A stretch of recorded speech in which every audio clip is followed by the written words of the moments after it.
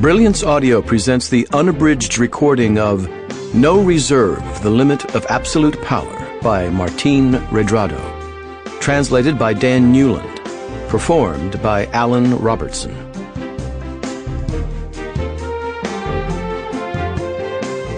Prologue. I have no doubt that emerging countries will play a leading role in the decades to come.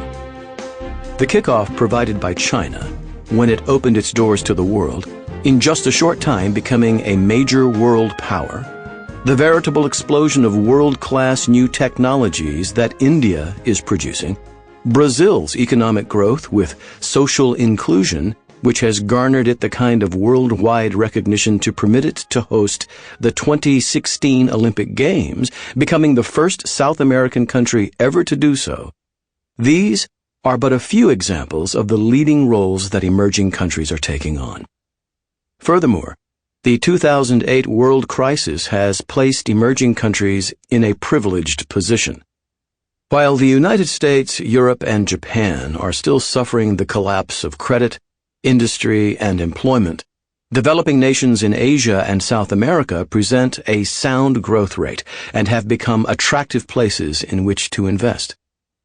Be that as it may, the question that arises when one tries to gain deeper knowledge of these countries is how do their governments behave? How do those at the highest levels of power act? No Reserve, The Limit of Absolute Power is a book that provides insight into this little explored question.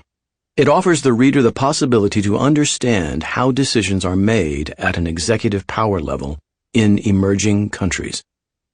I directed the Central Bank of Argentina for 5 years and 4 months. During that period, I came to know firsthand how the executive branch, which is still in the same hands today as then, pulls the strings of power in one of the emerging countries of greatest potential in South America.